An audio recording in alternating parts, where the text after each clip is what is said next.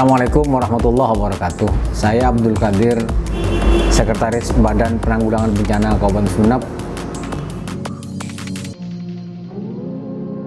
Selama jadi pelajar mahasiswa, yang jelas saya itu berusaha untuk menjadi pelajar yang baik. Dalam hal ini saya berusaha untuk bagaimana menuntut ilmu itu betul-betul menjadi keseriusan pribadi saya, terutama ketika menjadi mahasiswa. Maka apa yang menjadi obsesi saya bahwa mahasiswa itu adalah agent of change. Ada yang menyebut mahasiswa itu excellent misalnya.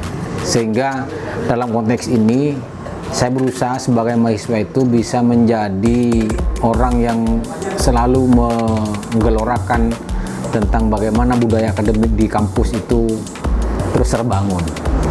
Dalam konteks itu kemudian saya mencoba dengan teman-teman itu membangun dan mendirikan lembaga pers mahasiswa, yang pada saat itu sebagai langkah awal itu di pers itu kemudian kami dan beberapa teman itu belajar untuk bagaimana menulis, belajar bagaimana untuk kritis terhadap berbagai persoalan yang berkembang, baik itu berkembang di kampus maupun di luar kampus.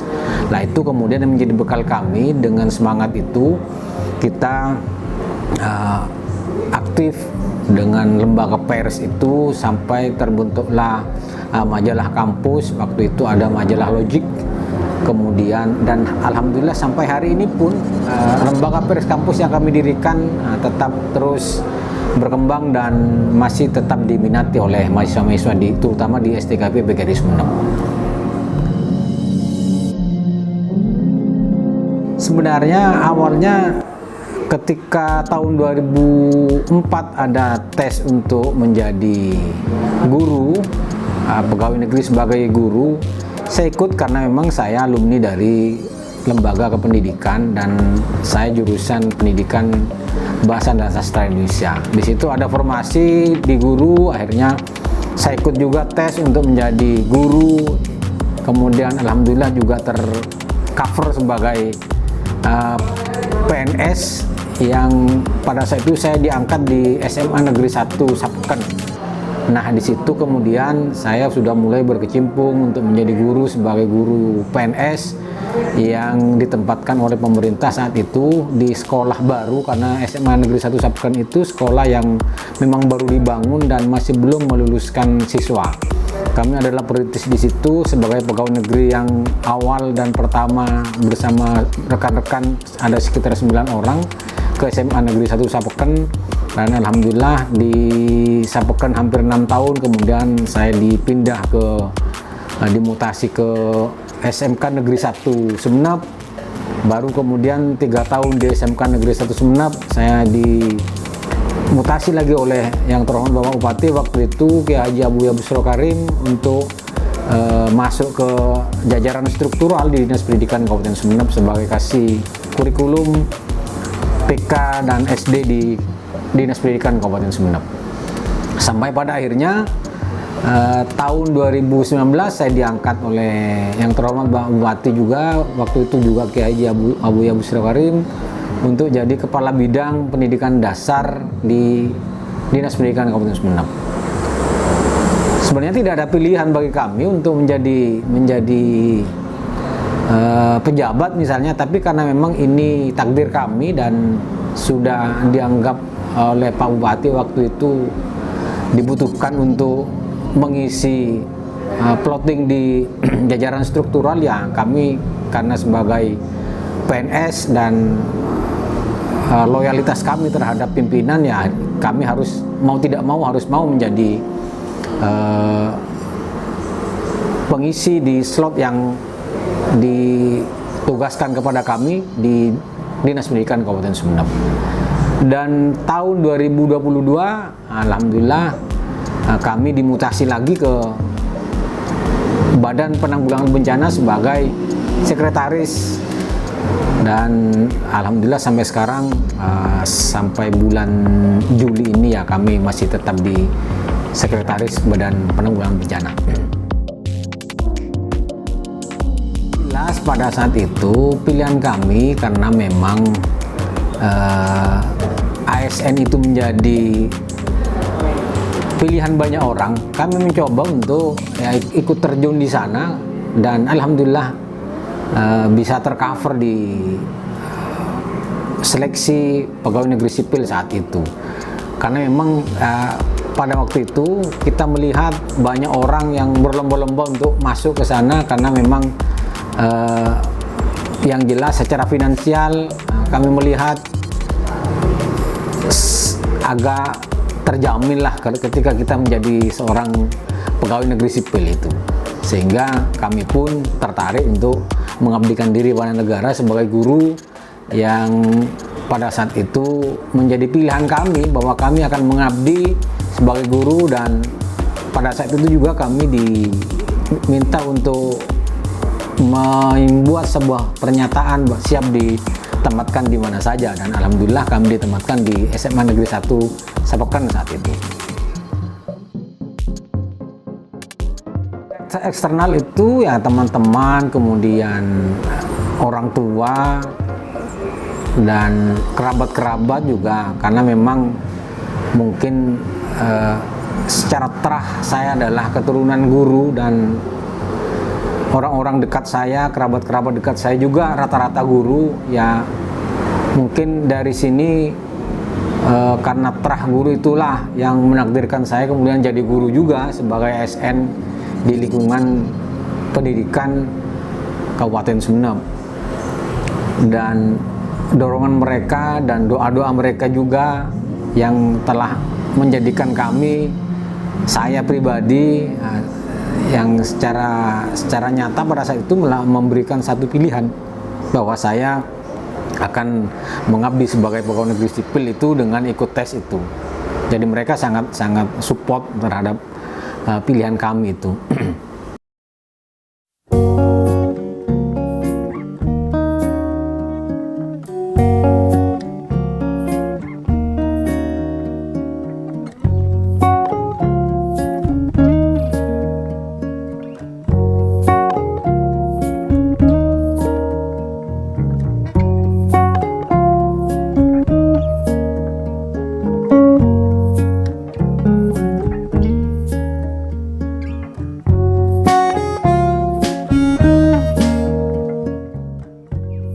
Saya kira ketika kami sudah mengabdikan diri sebagai PNS waktu itu sebagai guru, maka yang jelas saya berusaha menjadi guru yang baik. Artinya secara all out bahwa saya sebagai guru wajib untuk memberikan yang terbaik, khususnya memberikan layanan pendidikan terhadap anak-anak kami.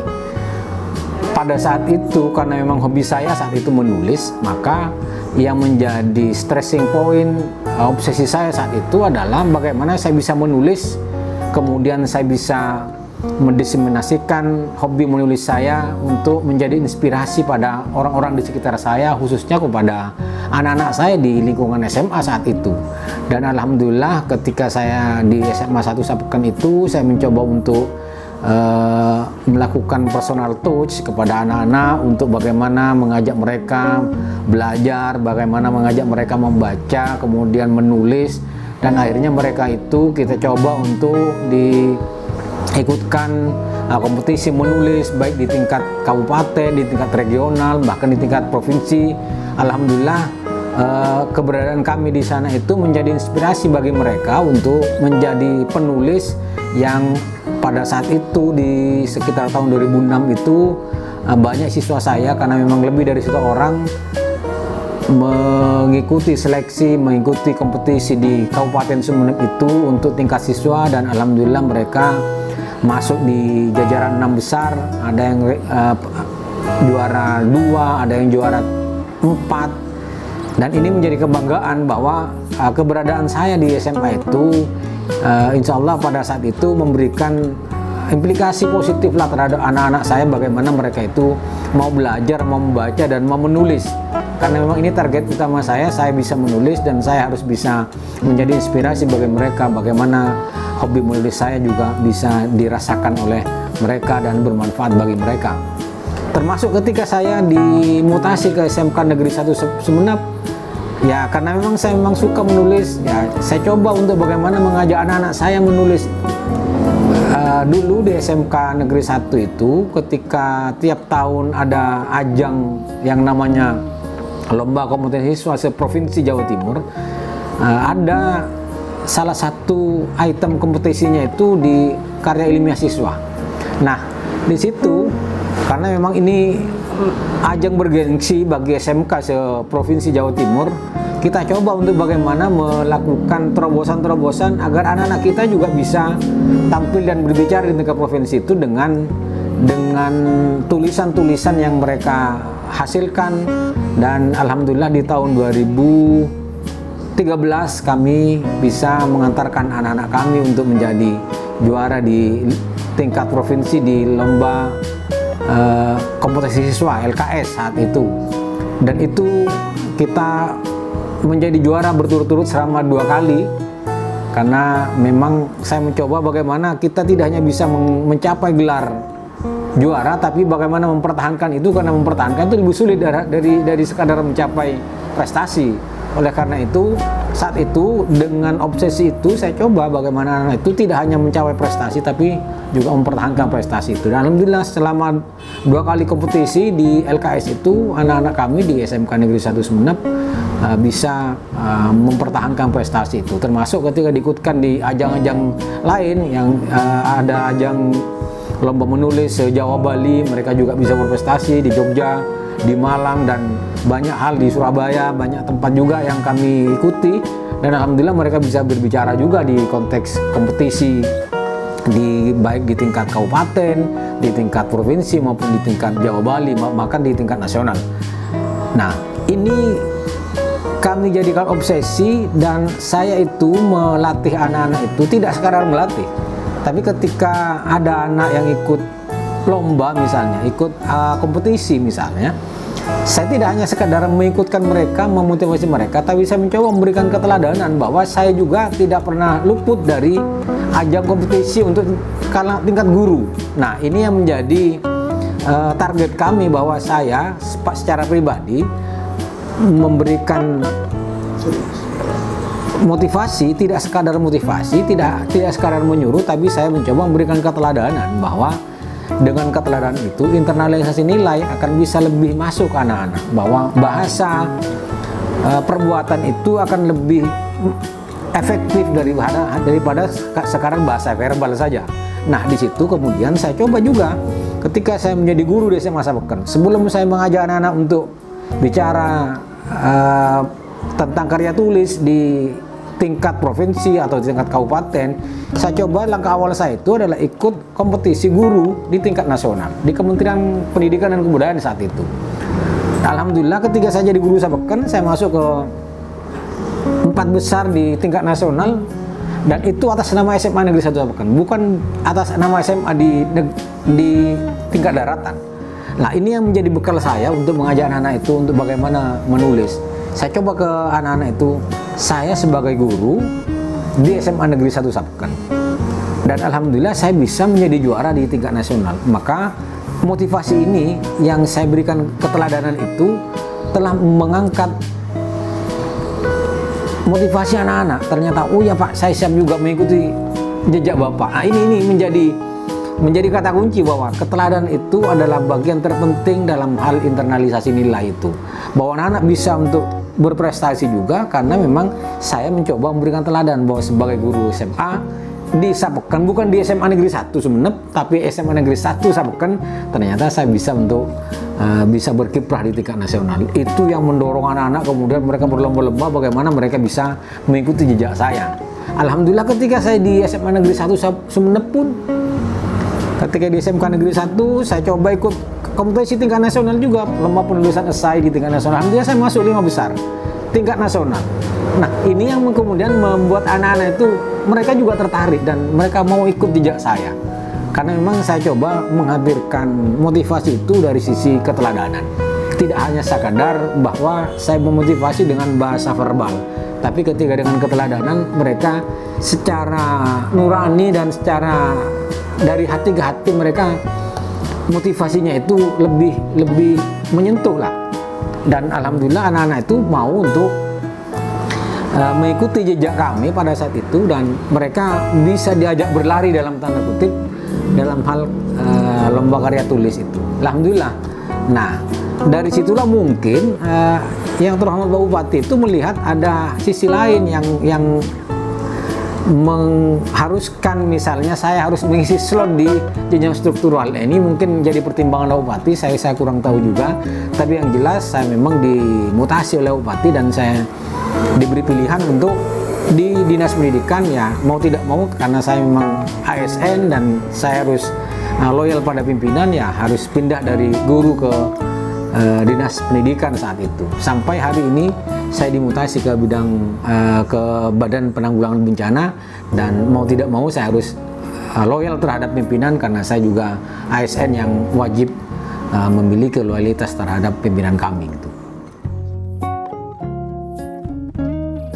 Ketika saya baru jadi ASN itu, karena saya ditempatkan di SMA Sapeken yang perjalanan dari Sumeneb ini sekitar 22 jam perjalanan laut, ya yang jelas ada hal yang kemudian membuat saya itu sedikit shock. Mengapa? Karena memang di satu sisi saya harus bekerja dan meninggalkan anak istri di daratan, sementara saya ada di pulau sana. Kemudian yang namanya transportasi di sana itu tidak seperti kita di daratan. Kalau darat mungkin setiap jam, setiap hari ada transportasi, tapi kalau di pulau itu kita tidak bisa dengan serta-merta melakukan transportasi karena memang kapal yang berlayar ke sana itu dibatasi dan ada jadwal-jadwal tertentu, sehingga ketika kami ada di pulau maka itu bagian dari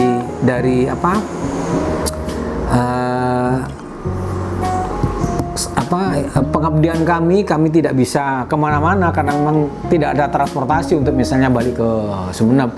Nah, akhirnya ya itu bagian dari pengabdian yang harus kami jalani saat itu. Tapi ya kami enjoy sajalah. Kami tetap berusaha karena memang ini pilihan kami sebagai ASN dan siap ditempatkan di mana saja.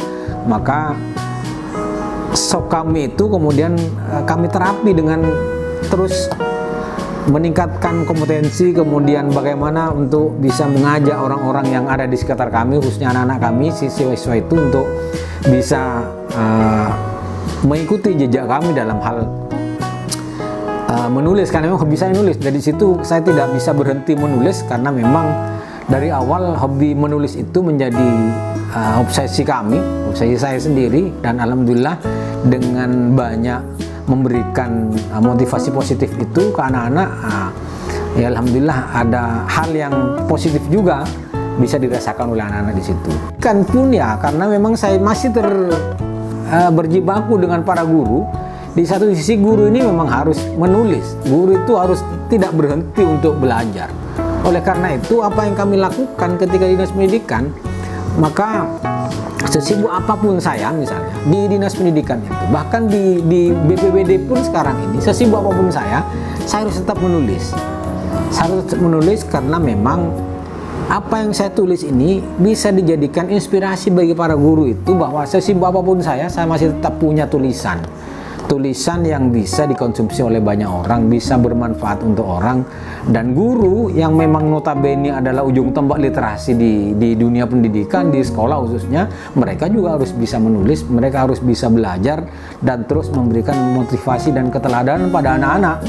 Karena tidak mungkin anak itu kemudian bisa dimotivasi hanya dengan verbal saja tanpa ada contoh nyata dari guru misalnya. Nah, ini yang kami tekankan, bahwa saya itu selama di Dinas Pendidikan punya target pribadi yang ini tidak ditekan oleh siapapun, tidak ada intervensi dari siapapun, bahwa saya harus menulis minimal 1 bulan itu 1 kali dan tulisan saya dimuat di media massa. Nah, ini yang menjadi target kami secara pribadi, sehingga ketika orang-orang kemudian guru-guru itu melihat kami secara pribadi, oh ternyata sesibuk apapun mereka saya harus mengikuti jejak kami misalnya.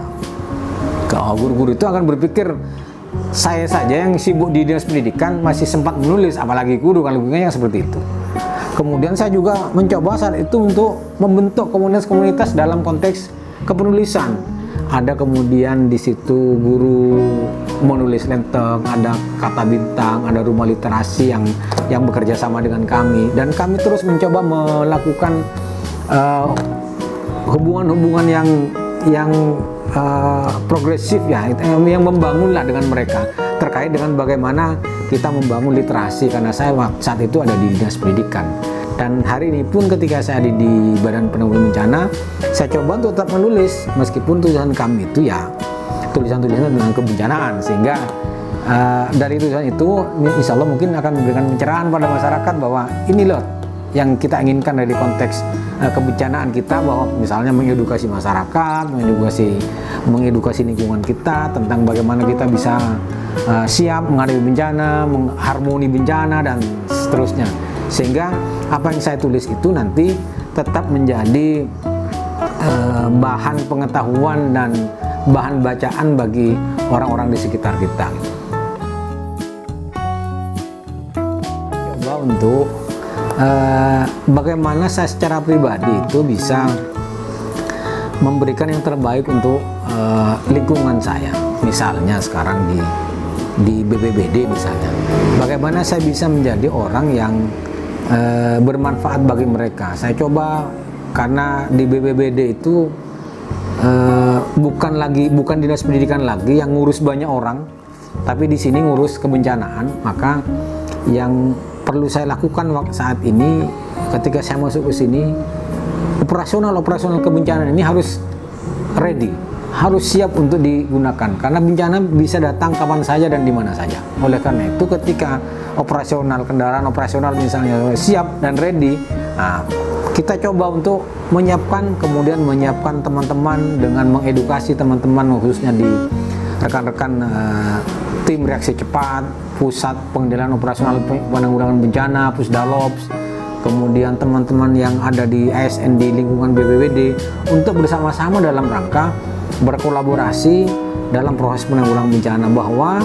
pemahaman awal kita adalah tim yang mengurus kemanusiaan. Karena itu maka nilai kemanusiaan itu harus menjadi ujung tombak kita dan harus ada di garda depan. Kita harus ikhlas untuk melayani, memberikan bantuan terhadap korban-korban kemanusiaan itu. Nah, ini yang saya tanamkan pada teman-teman, karena kita bukan OPD profit, maka nilai kemanusiaan dan keikhlasan bekerja itu menjadi kunci utama kita. Untuk permasalahan-permasalahan itu, karena kita di sini ada beberapa bidang, ada bidang penanggulangan bidang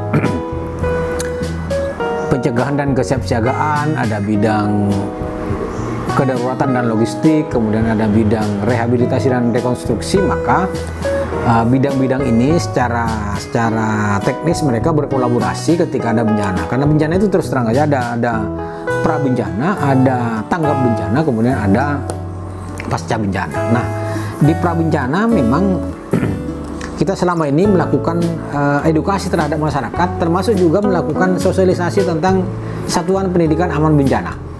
Itu kita lakukan ke sekolah-sekolah, karena memang ini terkait dengan bagaimana kesiapsiagaan sekolah itu dalam rangka tanggap bencana, dan kita mengedukasi anak-anak, mengedukasi guru-guru dalam rangka mereka siap dan bisa harmoni dengan bencana. Termasuk juga kita melakukan edukasi kepada masyarakat dengan membentuk desa tangguh bencana. Desa tangguh bencana itu kita mencoba untuk mengakomodasi beberapa relawan di desa itu untuk bagaimana kita mengedukasi mereka, sehingga relawan itu bisa mengedukasi pada masyarakat di desa itu dalam rangka menanggulangi bencana, bagaimana harmoni terhadap bencana, siap siaga terhadap bencana. Nah, ini hal-hal yang kami lakukan dalam rangka mitigasi bencana, dalam rangka kesiapsiagaan dan pencegahan, sehingga ke depan itu masyarakat kita tidak kaget ketika ada bencana, dan mereka punya pengetahuan bagaimana yang harus kita lakukan ketika terjadi bencana. Langkah pertama yang harus saya lakukan seperti apa, dan saya harus bagaimana. Ini kita upayakan bagaimana masyarakat itu teredukasi dengan hal seperti itu. Kemudian terkait dengan tanggap bencana kami coba, karena kita punya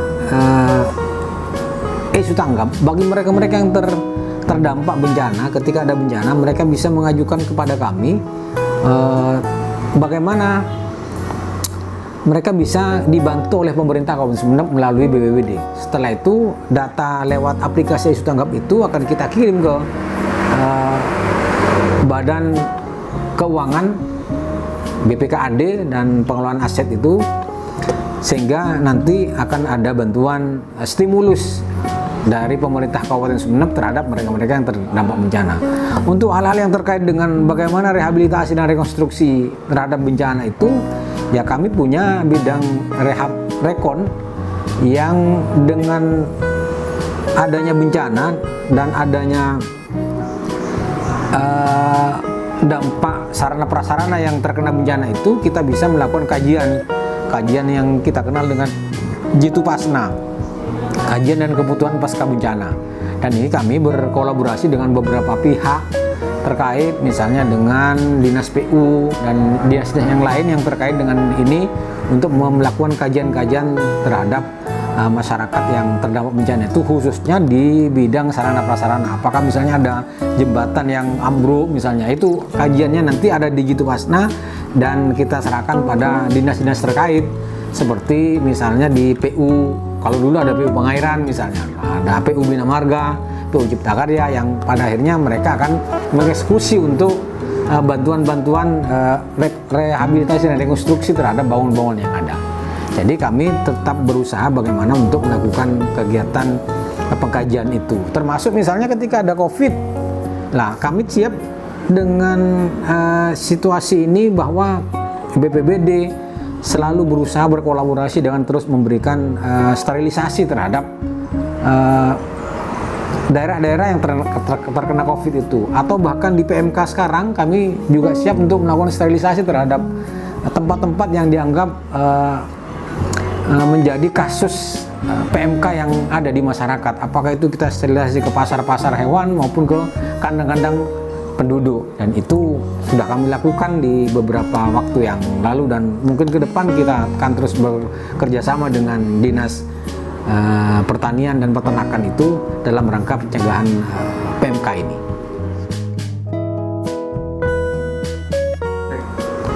Saya berharap bahwa ketika saya di bencana, maka BPBD akan menjadi OPD yang bisa dilihat oleh masyarakat sebagai badan yang ada di level atas dan bisa memberikan manfaat yang sebaik-baiknya pada masyarakat. Artinya, selama ini kadang ada orang berpikir bahwa BPBD itu adalah OPD buangan dalam tanda kutip. Tapi bagi kami itu sebenarnya persepsi yang sangat keliru, dan ini tidak perlu dikembangkan opini-opini seperti itu, karena memang kita berpikir bahwa saya di manapun berada harus tetap menjadikan kantor itu sebagai OPD yang bisa bermanfaat, yang bisa dilihat oleh orang dari sisi manfaatnya dan ada di level yang tinggi, sehingga tidak direndahkan dan tidak dianggap remeh oleh orang bahwa ini kantor yang tidak memberikan manfaat, kantor yang hanya dijadikan tempat buangan dan seterusnya, yang intinya ada sisi negatif dari kantor itu. Saya berharap bahwa karena kemampuan potensi yang ada di OPD ini harus kita bangun dan harus kita kuatkan, maka ke depan OPD ini akan menjadi OPD yang baik, yang kuat, yang bisa dilihat di level atas oleh masyarakat dengan manfaat-manfaat yang betul-betul nyata dirasakan oleh masyarakat.